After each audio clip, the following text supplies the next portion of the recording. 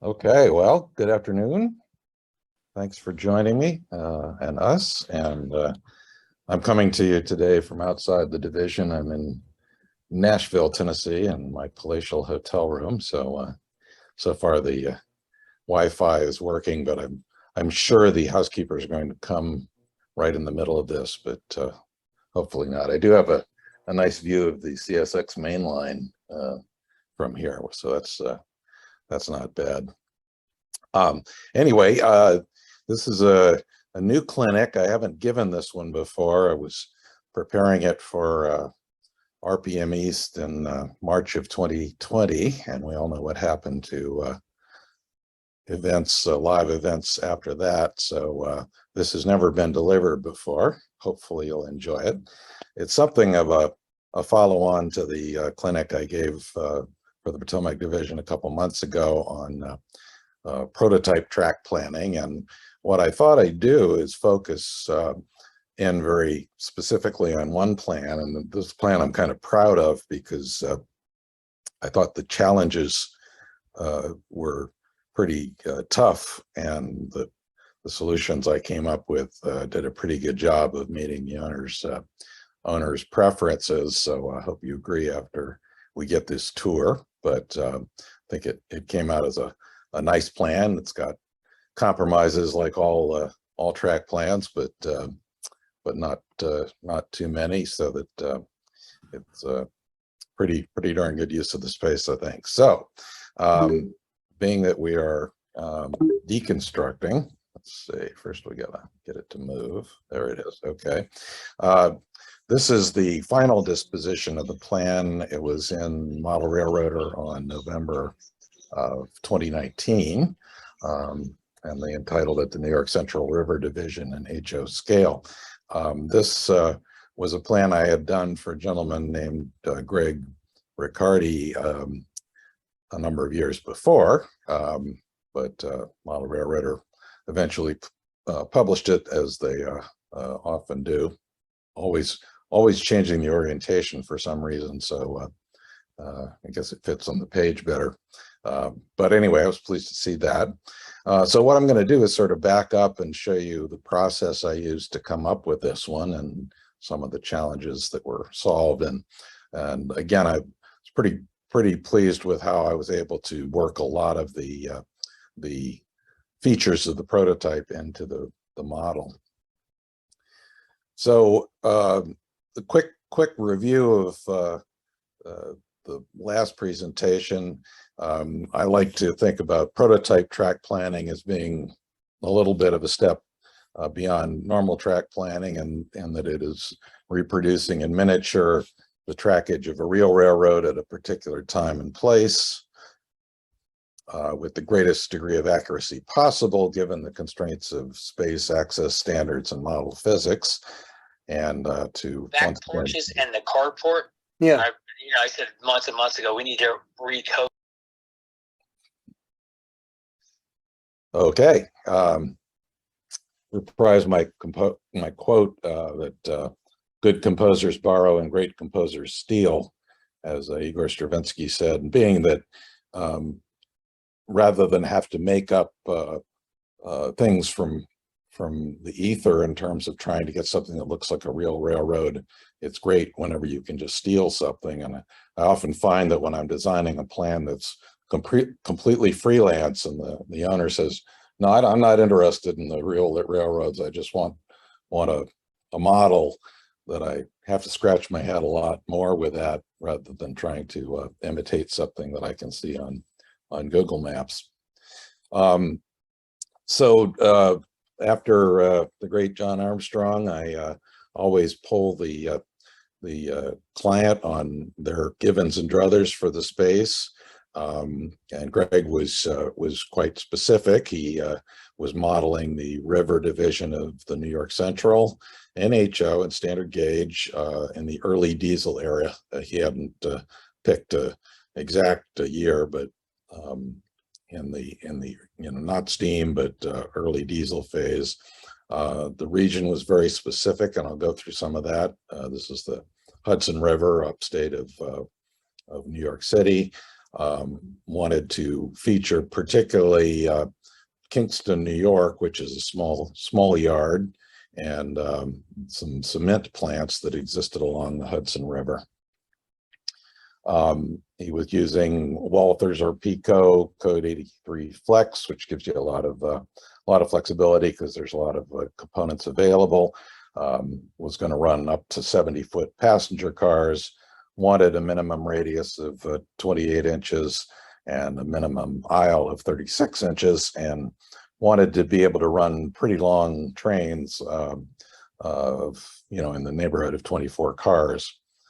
So I collected all that information. His operating priorities, number one was junctions, number two was mainline passenger, long freight train, local freight, yard switching, and an engine terminal. So the next thing was to look at the space that he had available, and this is when things got a little bit interesting. It was a pretty large space, about 11 feet by a little, 30 and a half or so. This is the track diagram that I got from Greg, which is better than many that I get to start off. I've groused in the past about how model railroaders who will count the rivets in the square inch on a boxcar, and then they'll send me something that says, oh, I got about 20 by 30 feet. And I spend a lot of time narrowing it down from here. And this was not an exception, because I started with Greg's diagram, and the first thing I always do is lay it out in my own CAD software to make sure that I've got it right. And these are some pictures of the space, and as you can see, it's kind of raw, and had, in addition to being a typical basement room, there were some pretty good obstructions that were going to have to be worked around. And you can see in this photo, this cluster of utilities, which were right in the middle of the room, a column, the water heater, the HVAC system, and water purification and things like that. And then on the far wall, some very inconveniently located pipes, including this monster. You can see Greg had done a little bit of an earlier version, and this big white PVC pipe hung down and to about 6-8 inches over a decent track height. So that was going to have to be dealt with. And then the HVAC system is on the other side from the other angle. So a lot of obstructions to worry about. So this was my first attempt to reproduce his space drawing, and the problem was that when I laid out all the diagrams, all the dimensions to scale,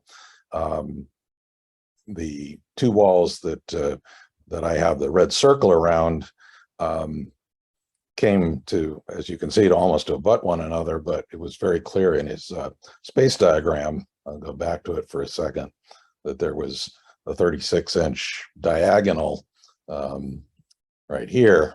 And so there was clearly something going wrong with the measurements, because there was no space for that diagonal. So we got the next try came out like this, which was a little bit better. But I was still saying this didn't really look like the diagram. And whereas this dimension was marked as 4 feet 11 inches, it was a good 2 inches short of the wall. And I hate to be picky, but 2 inches in HO scale can make a big difference about whether something will fit or not. So we got this is the second diagram that he did, where he did some more careful measuring of the utilities and the dimensions. And as you can see, I still wasn't happy because I got the walls where they wanted to be put, but now the dimensions for all the utilities were not fitting, and could not figure out from the diagrams as to how wide this was, and this dimension was didn't seem right. You can also see me asking whether there was any way that we could pierce the wall back here to allow a turn back curve at the end of this long hallway. The answer was no. and so I think this is the final where we had gotten all the dimensions looking right and adding up correctly. And as you can see, it took a little bit of a while to get there.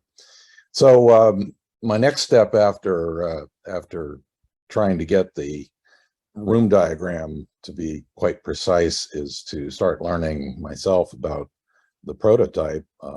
You know, there's some that I'm fairly familiar with. I know every inch of the redding, I think, through Hershey and Harrisburg, but had not looked closely at this one before. And it's got a pretty interesting backstory, actually. We're talking about a route that goes from New York up toward Albany. So this is mostly along the Hudson River, very scenic and very high traffic area. And the backstory was that in the 1800s, the New York Central, of course, had built its very famous water level route up the east side of the Hudson River, and you know, up from New York to Albany and then across to Buffalo. And then Cornelius Vanderbilt, who and you got to remember that these railroad barons of the 1880s and 90s were essentially the Elon Musks of their day. They were the celebrities and the very rich people who didn't let things like laws and propriety get in their way. So Cornelius Vanderbilt had built this water level route, and the Pennsylvania Railroad came along and built a railroad called the New York West Shore in Buffalo, which came up the west side of the Hudson River. And Vanderbilt was so teed off by this competition that he started building a railroad from Philadelphia to Pittsburgh, which of course was the main route of the Pennsylvania Railroad. And Vanderbilt got to the point of doing quite a bit of grading and tunnel building and things like that. And then somebody stopped and realized that if all of these railroads were actually operating in a free market and competing with one another, that profits were going to go down. And this could not be allowed to happen, of course. So it was actually J.P. Morgan who got Vanderbilt and the heads of the Pennsylvania Railroad. I think they went out on his yacht, and he wouldn't let them go back to New York until they came to an agreement on this. And the agreement that they hammered out was that Vanderbilt would stop building the South Pennsylvania Railroad that would compete with the Pennsylvania Railroad between Philadelphia and Pittsburgh. And in return, the Pennsylvania would allow the New York West Shore and Buffalo to go bankrupt, which it did, and Vanderbilt snapped it up, and thus problem solved, and there was no serious competition on those two routes to cut into anybody's profits. So what had been the New York West Shore and Buffalo Railroad of the Pennsylvania Railroad now became the River Division of the New York Central, and actually got a lot of use because it was, even though the water level route was more famous on the other side of the river, this one was, you know, fully double tracked and relatively easy grades and bypassed some of the congestion around Albany. So it got a lot of traffic. Meanwhile, what was the South Pennsylvania Railroad, where Vanderbilt had done a lot of grading and tunnel building, turned into the Pennsylvania Turnpike, and they reused some of the grading for that.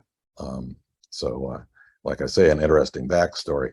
So Greg wanted to focus on, yeah, and there's the primary yards, of course, on this route was New York, from New York City, or actually New Jersey, up to Selkirk and the Albany area. And here's zoom in on the precise area that Greg was interested in focusing on. And here's Kingston, sort of in the middle of it, where there's a small yard. And then for those of you who know the area, here's Poughkeepsie down there, New Paltz, which is a little tourist town now, and then Saugerties and Catskill, and then on up toward Albany. So he really wanted to have Kingston. He wanted to have some of the cement mills that were along this area here, but it's a relatively short stretch of railroad, you know, maybe 10, 15 miles or so that he wanted to focus on. So here are some of the key towns in that area that wound up on the model. Kingston, of course, Saugerties, a little bump in the road, and Olson, another small area up there. And then I noted that down off this particular map is a town called Walden that had a branch line that I was able to include in the model. So equipped with some knowledge of the prototype, what Greg was trying to accomplish, and having a solid diagram for the room, I started to sketch ideas. And I always try to start with some of the key features of the plan in mind, of course, but trying to look at main line and aisleways, because one of the things that's almost true of almost every railroad design is there's not enough room for a long main line. So you want to make it as long as you can for the space, but you have to keep in mind that the railroad needs to be operated and accessed by human beings, and the pulling and shoving to try to get an optimum balance between those two things is a large part of the art. So I sometimes see people who can't wait to start building something, and they build a yard or a town or something that they really like, and then try to retrofit a main line in around it, and can be pretty unsatisfying. So I do start trying to really look at how a main line is going to fit into the space. And as I mentioned, this design presented some challenges because of the room itself. Assumptions that, you know, I always try to go for what John Armstrong called a sincere plan, which was that we're not going to double back or make multiple passes through the same scene. Again, this is an aspiration. It can be violated in a variety of ways, but the principle is really that when you're doing any kind of operations, you know, it gives you much more of a feeling that you're going from place to place if you're not constantly looping back to the same area. And some people certainly have done plans that have two levels or some other way of putting some distance in the operator's mind between two parallel parts of the main line. But whenever I can, I try to make sure that there's just one pass of the main line through any particular scene in the room. Always go for a walk-in plan, or at least no obstacles to following a train along the main line during operations. Often some kind of gate or bridge or something like that is almost unavoidable for a good plan in a limited area, but at least you want to make it so you don't have to use that gate constantly while you're following your train along. As I said, trying to get the longest main line that's possible, and there was certainly not room in this area, and Greg did not want to do anything that would require a multiple deck, and always trying to put as much staging as possible in to accommodate the ever expanding rosters that we all tend to have. So I started with what I explained, you know, this device of concentric circles, and I explained this in my other clinic, that this is a double track railroad, of course, so that's a minimum radius, and I started with a 30 because, you know, any kind of passenger trains are going to look a lot better on a 30-inch radius than anything smaller. Put a parallel 32-inch for the double track, 3 inches of clearance for the you know, to have enough bench work on the outside so that if a train spilled off the outside loop, it wouldn't go straight onto the floor. And then the biggest curve is a 2-inch or a 2-foot aisleway, which is about the minimum I like to do. for human beings of any girth whatsoever. And I started trying to figure out, okay, where in this space is a curve of that size going to fit? Now, the immediate frustration is that it certainly wouldn't fit at the end of this otherwise very tempting hallway here or sideway there. It would just barely fit side to side, but my philosophy, at least, is that for the sake of a good main line, it's okay to have some an HO bench work as narrow as 8 or 10 inches for connecting tracks that you're not going to get much scenery in there, but it's still enough to have an operator feel like they're going somewhere. So I'm okay with that if it's what it takes to fit something in. But it was already pretty clear that we're going to have some real problems. Here's the offending pipe that I showed you a little earlier, which projected almost 2 feet into the room at the most inconvenient height. And there's a panel back here that had to remain accessible, some other pipes here, and the HVAC system. So there's not too many places that a turnback curve is gonna fit. Again, it'd be real hard to get one around this stuff. So started looking at the challenges. As I said, the peninsula is going to be 70 inches in diameter, so there's room for only a 7-inch aisle on each side, which is very minimal, but you can get 2 tracks and at least a margin of stuff on either side for a brief time. Too close to the pipe in the middle, nothing fits around the HVAC, and no way does a curve fit there at the end of the hallway.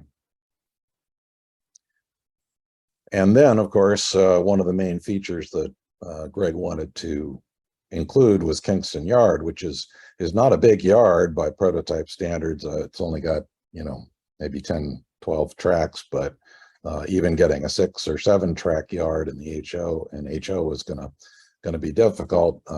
The obvious place is along this long wall. You always tend to put yards on long straight walls, but guess what? There's the pipe right in the middle of it. And Greg was okay with, if we had to go into the pipe, that was what we'd have to do. It meant that the layout had to be on the low side of 34 inches or something, which I think is really too low to be ideal for a railroad, but he was okay with it. So that was one idea. Another idea was trying to get it somehow on this other wall, but the problem there being that the main entrance to the room was right there as well. And then conceivable that it could go here on the right, but no way to have a turnback curve at the end of the hall to make sure that it could go anywhere. It's possible, and I often will bend a yard around a corner, which I can live with for the sake of getting a decent yard in a smaller room. Trying to keep the minimum radius of that curve at 48 inches or so that couplers will still work on the body tracks, but it just didn't feel very much like Kingston, which is straight as an arrow in the prototype. So I was considering it, but it was not my favorite option. And then again, the darn pipe is just right where you don't want it in terms of that yard. So I started sketching, and I call this Meh version 1. It put the yard there under the pipe because there just didn't seem to be much of a better place for it. Did not feel like a very good use of the space. No idea where staging could go in a situation like this. There's not room for a multi-track loop, and really no place to put a straight set of staging either. Turntable was important to Greg. It was a feature of the prototype, and really not much of a good place to put a turntable either. And as I said, I just really did not like that pipe over the yard. So I went on to Meh version 2. This gave a bit longer of main line to it, it's pretty awkward in terms of the entrance because both of the possible entrances to the railroad were blocked. It's really on top of the utilities, and we all know that utilities tend to break just about the time you finish the scenery and the tracks that's in front of them. So this not only went on the backside of the utilities, it was on the front side too, without very much room to even hide them with a backdrop, because these aisles are down toward the minimum of 2 feet or so. So I didn't like that. Still hate the pipe over the yard, which is still there. So I went on to math version 3. This started to get us a decent main line, and probably about the maximum that we're going to get in this space. And having a swing gate here meant that the operation would all happen inside the main loop area, so you wouldn't have to go through a gate anything to get to while you were following a train. And the utilities, the tracks were close on one side, but they were otherwise accessible from the other side. But I found that I really still hate the pipe over the yard, so that we're still forced into that. So these all look very neat. When I present them to you, I wanted to show you, this is a version that I had saved along the way, and you can see some of the mess that goes along as I play with these different options, and it can get a lot wackier than this. And this is a potential layout for the Kingston Yard, and trying to see where it will go, and where a throat might go with still having enough room for an aisleway and the tracks on the other side of the utility area. So that was along the way. So as sometimes happens, I started to have some ahas that led to the shape of the eventual plan. The first one was that I could bend Kingston gently around a curve, and this would create sort of a triangular space that could be behind a backdrop and would just clear that pipe. And it had to be that the S-curve like that was going to work, was going to fit in the space, but it does.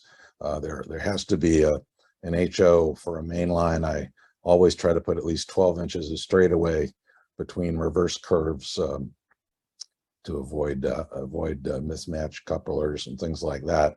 And there was enough space barely to do that. Another aha was that this put a nice place for the roundhouse and turntable in the middle of that loop, which is right where it is or was on the prototype in terms of relationship to Kingston Yard. And it also is sort of a visual focal point, which I think helps take your mind off the fact that the main line is very unrealistically bending around the curve there. So hopefully at that point you're looking at the locomotives and roundhouse instead of focusing on the fact that the main line is curving around the peninsula. A third aha was that I could stick a single-ended staging yard down the hallway here, and that if I had a bit of a complex Y here, you could enter and exit in any dimension, in any direction, and that if the Y was arranged up here, it would be pretty easy to restage trains in between sessions. So, a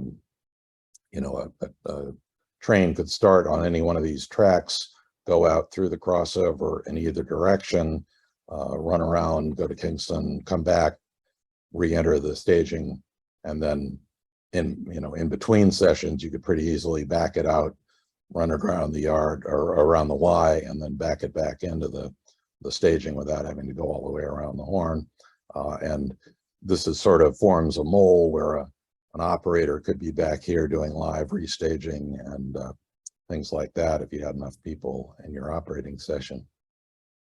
And again, pretty good access in that way. Yeah, and there's the double crossover that allows trains to come in or out in any direction, and yet there's still enough space by bending it around the curve here to get a few extra feet out of the staging and put a decently long train and HO in that space. Another aha was that Saugerties, which is one of the key towns that he wanted to model, it didn't fit straight on anywhere, but by bending it around a curve like I did here, it's still a layout design element. It still has all the tracks of the prototype and enough room for the 2 or 3 structures that were there. And it's been around the curve, so it can still be right where it is. It's just a little bit more angular than the prototype. And then once I'd done all that, I said, oh, there's an interesting space for Alson, which is a town that has the cement plants in it that I'll show you later on. And there's a fairly distinctive track layout for one of the cement plants that bends around a curve, very much like this, with the Hudson River being down here. And there's just enough room to do that with an 18-inch radius, which is okay because it's industrial trackage. And what would ordinarily be a real access problem from here is quite accessible from the main entrance. So somebody switching Alson could take a trip out the swing gate over here and be able to work the cement plant in Alson and have good access to that, which I thought was kind of neat. And yet there's more. A third leg of the Y there could be disguised as the branch line to Walden that I mentioned earlier. So instead of just being wasted length here, because as you can see, the main line is starting at the south here with this emergence, not a tunnel or a showing up behind a short hill or something like that, and then goes around and disappears in this area to go back into the Y. But by putting this little short version of the Walden branch line here, that can form the third leg of the Y to enter and exit from the single-ended staging. So I started from there being pretty happy with some of these arrangements that had worked out, and I started putting in some of the additional features. I finished the trackage for the yard, which is pretty decently close to the original. The engine terminal, Saugerties, again, had laid out a couple of the industries that were there. This is a fuller version of Alson and the cement company. I made a note that I kept that this section of bench work here should probably be made removable because it's inevitable that the water heater is going to have to be switched out at some point. And then drew in the branch line that I talked about, and then finally put some scenery against it, and we were pretty much done with the plan here. So as you can see, the aisleways are tight in some places, but given the amount of operation that's possible, I think it's worth it. It's got some wider spots for passing and turning around and things like that, especially over here, which is 4 feet, which is enough for 2 people to pass each other, and certainly to facilitate getting in and out of the gate there to exit the railroad. So now I'll go in a little deeper on some of the details and show you how I've taken what was in the prototype and fit it into the plan. Let's see. Like I said, this is my first time presenting this, so hopefully I'm on track here. Okay, so this is the staging, which represents the New York Central South and being, New York City and New Jersey, where this line really originates, and also standing in for Selkirk, which is the northern end of the line. So trains will exit from here if they're headed north, start nose out head again on the right hand Y and enter the line after that.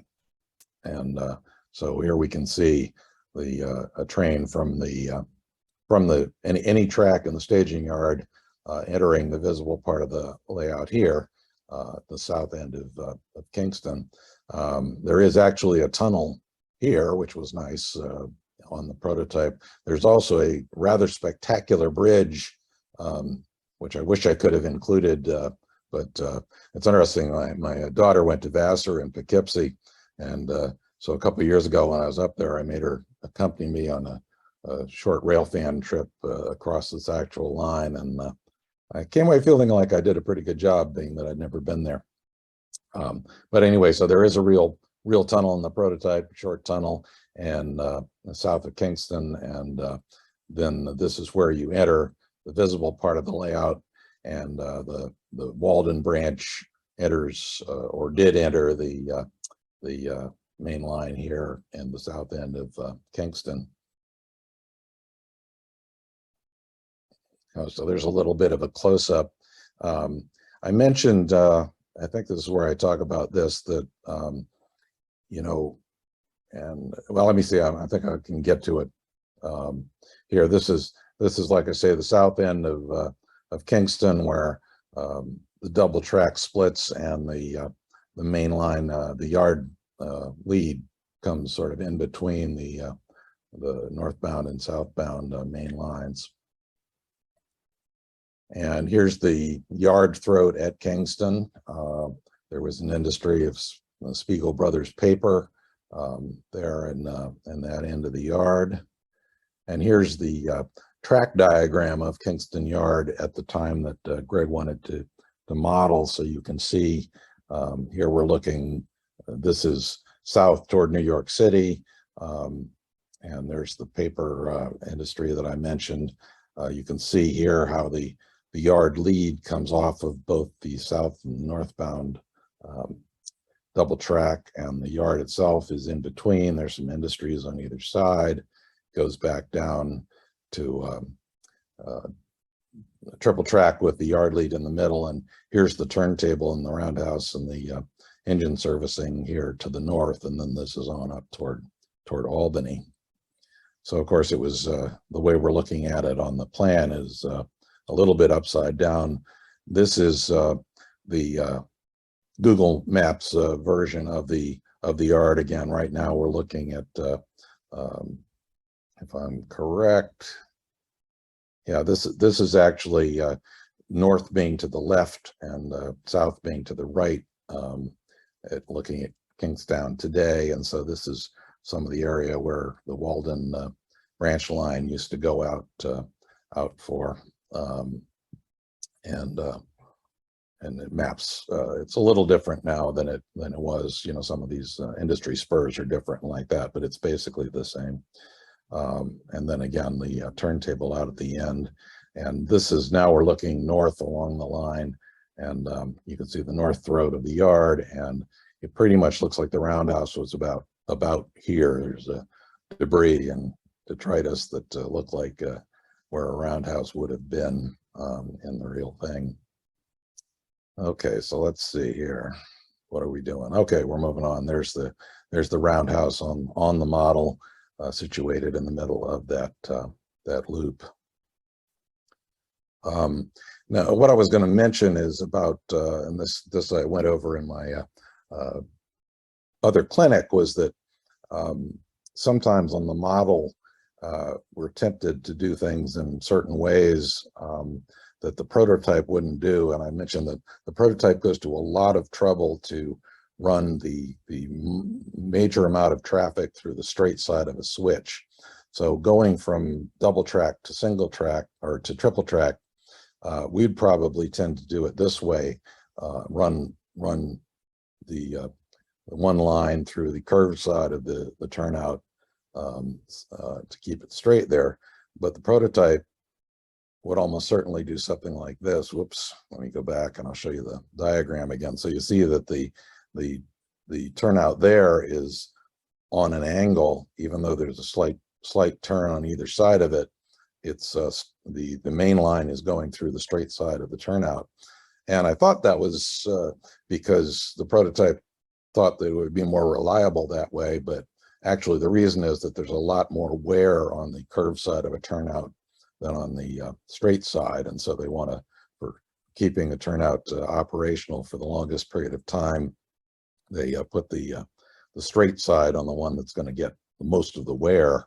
And so they'll go to a lot of trouble to do that, including, this this arrangement. And here is a close-up of, you can see this on the prototype layout, is that the straight side of the turnout is staying with the main line on the outside and straight on this side. And there's this odd arrangement in the middle where it'd be, of course, much slower speeds and more wear on the turnouts.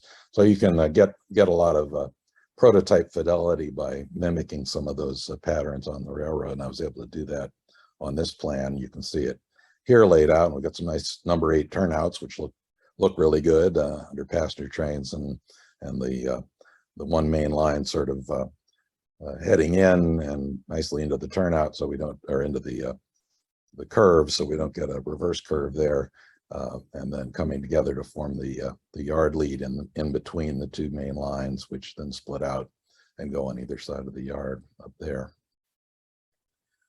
Another little feature in the same place that it is on the prototype is, I don't know how you say it, Esopus or Esopus Creek or something like that. Here's a picture of that on the prototype. It's kind of picturesque, be nice model feature. Moving along, we get to Saugerties, which, as I said, I bent around the curve. So here's a very fuzzy track diagram showing Saugerties north again to the left and south to the right. Yes, no, take it back. Sorry, south is to the left there, because there's the, no, I was right the first time, because the passenger station was actually to the south of the tracks. So same orientation here. And I'm not sure these are railroad structures. There's an LP gas thing here now. My daughter and I visited this location when we were up there. It's rather unspectacular, but it's very prototypical. So moving around back, here's Olson that I mentioned, which was the location of one of the, there were several big cement companies there. And the reason is that we're not right on the Hudson River here, but it's very close, and I'm sure they needed lots of water, so they're quite close to the river. This is a track diagram that Greg had for me as of 1950 in Olson, and you can see that sort of distinctive curve off the main line that I was trying to replicate going into the North American Cement Company here. And some of this is still pretty visible on the prototype. This is, here's the Hudson River here, as you can see. Left is south, right is to the north, and here's the main line going through here. And there was actually sort of a switchback, which I didn't have room to do, but that curve around to bring the tracks into the cement plant, which is obviously still in operation there. Yeah, there's a bit of a close-up to it, and you can follow the tracks. There were, one set of tracks coming in over here and another one this way, so I had to sort of mush that together to fit in the space. But again, it's a decent representation where you could have some fun switching that out. So moving along, mentioned the urging that this section be made not too permanent. The Walden area here, a couple of buildings, just enough to have a little branch line operation. And that sort of gives you the overall picture of it. And so a few lessons learned along this way, I think we can take. One is that one thing that I think makes this an effective plan is how limited Greg really was in what he was trying to show. It was really the Kingston Yard, pretty high traffic main line, and a few key industries that he wanted to do. He's not trying to do New York to Los Angeles on a 4x8, and that makes it possible to be very specific and include a lot of the features of the prototype. As I mentioned, I thought it was good to look at the space holistically, to not paint ourselves into a corner by trying to, figure out where the features were going to go first and then try to connect them somehow. I sort of, there's this creative principle of, when you have limitations, it often generates a lot of creative ideas. And I think the peculiarities of this space actually created a very good plan that they made me think real hard about how to fit it in there. But as a result, came out with something that was pretty good for given how many obstacles there were. Took a while. You got to persist. You got to keep trying things, and these ahas do take some time to come about. And then, in the words of Winston Churchill, never give up. There's probably a solution that will make for a great railroad in the space. So I hope this has been interesting. Certainly happy to take questions or go back to any slides you'd like to see again. Greg did build this, unfortunately, then moved, of course, and I don't know what he's doing now. He sent me a few shots of what he had done there, but he said he had changed a few things, which is almost inevitable, but the basic shape of the plan was kept, and he seemed to be enjoying it. Before I finish the talk, wanted to note the event coming up. It's not an NMRA event, but I'll be there. It's the Mid-Atlantic Railroad Prototype Modelers Meet, going to be at the Delta Hotels in Baltimore, Hunt Valley. It's the same place that the MER convention was, I think last year, maybe year before.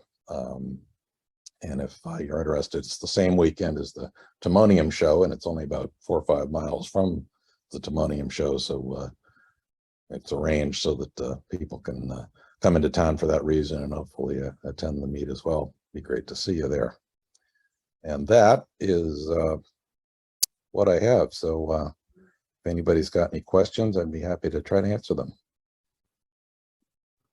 Hey, Bob, this is Jerry Stanley. Thank you for doing the clinic. Really appreciate your helping us out on that. One of the things that I haven't seen really in a lot of track plans is a dispatcher area. And that's pretty important if you're going to be doing operations. What considerations would be required for a dispatcher's office area? Well, there's not a lot of space to throw away in this plan. I mean, I've certainly seen, and I think there's something to be said for having a dispatcher's area, not right in the middle of the rest of the railroad, because most dispatchers were, somewhere many miles away and had to sort of imagine what was going on, or communicate with tower men or watch signals or something like that. So I think given that there's not a lot of extra room here, I'd be very tempted to find a place, perhaps in the rec room, or it's conceivable that you could put a dispatcher station here back in the a lot of people put the dispatcher in the middle of the helix or something, and which means your dispatcher has to be athletic enough to climb under the bench work. But you could do the same sort of thing back here, because that's 2.5 feet there. You could fit a chair in there and have the dispatcher sort of watching over the staging and dispatching at the same time. But I went to one railroad. I don't know if any of you guys know Ralph de Blasi. He's got his whole building, his whole basement full of the railroad. So his dispatcher station is in his dining room upstairs, and he has a very understanding wife, because it's a full, vintage CTC machine that he's set up in the dining room, and big cable that run down through the floor to the railroad. I don't think I could talk my wife into that particular arrangement, but He did somehow. Does that answer your question, Drew? Yeah, yeah, because I'm getting ready to rebuild a layout, and one of the things I'm struggling with is where to put the dispatchers area, because I'm definitely going to do operations, and just haven't been able to noodle that through. I was wondering if there was any to-dos or don'ts other than just finding the space. Certainly in a number of the operated layouts I've been involved in, the dispatcher space is someplace else, and it brings some realism to it. I mean, I'm told, for instance, if you want to turn off power on the Northeast Corridor, you got to talk to somebody in Philadelphia. I think, you know, vast geographic control is the way these days. And so the dispatchers often are far, far away. Okay. And, you know, some folks, of course, are doing more and more virtual railroading.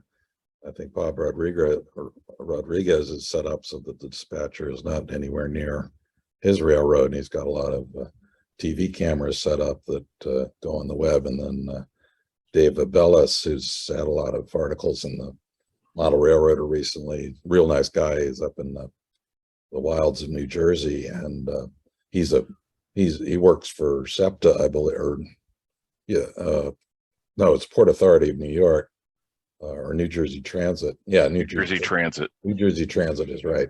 And so he's got a lot of buddies who are real railroaders, and the dispatcher will be at home, you know, wherever they are. I think the night I was there, the guy was in Atlanta or something and was dispatching the railroad over the phone. So I think there's something to be said for having the dispatcher remote, unless they have other functions, like if they're also handing out train orders or changing waybills or something like that. They got to be able to access the railroad. But anyway, some good thought from everybody there.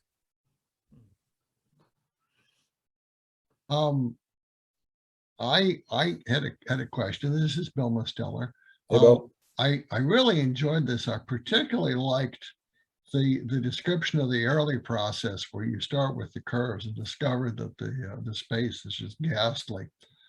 You know, when I look at this picture, I think to myself, well, shouldn't we be getting some contractors in here to fix things? And I have one friend who I swear has moved his water heater twice. He claims it's only been once, but I've been counting, and I'm convinced he's moved it twice. Okay. And the punchline on this is I have another buddy who only moved it once, but he moved it to tankless. And I mean, as we say, this is a game of inches. And you know, compared to say having Jerry put a 10-foot extension on your house, these sorts of moves can be seen as a sort of a bargain. Thank you. Yeah, I'm working on a plan right now, and it's another kind of challenge, which I think it's going to be a real nice railroad. The guy has a pretty large room, but he built it himself over his garage, and you go from the next room over where one town is, and you step up 7.5 inches, and then you step up another 7.5 inches to 15 inches, and then you step up another 7.5 inches to 23 inches. And so I'm having to, first of all, try to design the railroad so people don't trip every time they do a way freight, but also keep in mind how high the operator is going to be versus the bench work, because it can change. In other words, you're going along and the bench work's at a nice 40 inches, and then all of a sudden you step down 7 inches and it's at 47 inches, and then you step down again and it winds up at, you know, eye level. So that's a real three-dimensional challenge. But like I say, sometimes that stuff, it'll generate some good creative ideas, and you come up with a good solution. It'll be a trick for him to fix that, though. So yeah, I think in some cases, sounds like a nightmare. When my partner and I were figuring out about this house, I thought I had a perfectly good spec, 2-car garage, 4 bedrooms, price about the same as the sum of our 2 townhouses. And she wrote back and said, single level living. This greatly increased the degree of difficulty in finding it, but we succeeded. I looked at one house where there was, like a step between the bedroom area and the dining room kitchen.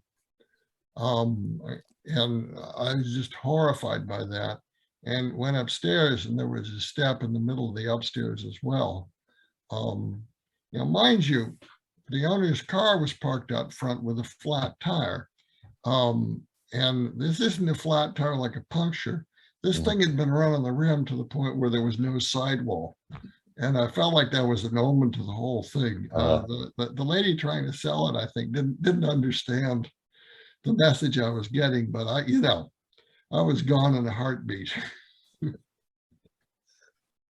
yeah, it's not a good omen, I think.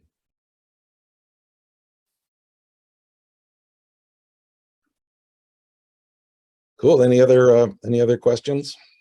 Yeah, I have another one. One of the things that as I was doing track planning or trying to do track planning is trying to figure out where to put the controls and power systems. Do you have any thoughts on that? And then, being from a project management standpoint, we plan everything out to the nth degree. And so, the plans are nice, but then how do you do the wiring? How do you plan the wiring? Where do you have what we call would be our home run, where we connect it all to the control systems, and how do you give thoughts to that, if you don't mind? I'd sort of, I don't know if this answers your question. I mean, I've sort of assumed that people are using DCC for most of these kind of plans. And so in some ways, the location of the electronics is somewhat irrelevant to how the railroad's operated. I certainly, I'm a big proponent with all the headaches of DCC. If you're trying to design an operating layout, the ability to follow a train and get close and switch and stuff like that is it's very hard to have a good time if you can't do that, I think. I think if someone came to me and said, I want to stand in one place and run my trains, I wouldn't design a plan like this, because it sort of purposefully makes you go with your train. And so, if you're on a radio with a throttle, you're in great shape. You can go wherever you want to go and be pretty darn close to any switch you want to switch, or any car you have to re-rail or anything like that. If someone wanted to do a single place to operate from, which is was the traditional style, I'd want to make it so that it was sort of circling around that central area. And maybe you were taking that for granted, in terms of where the electronics go.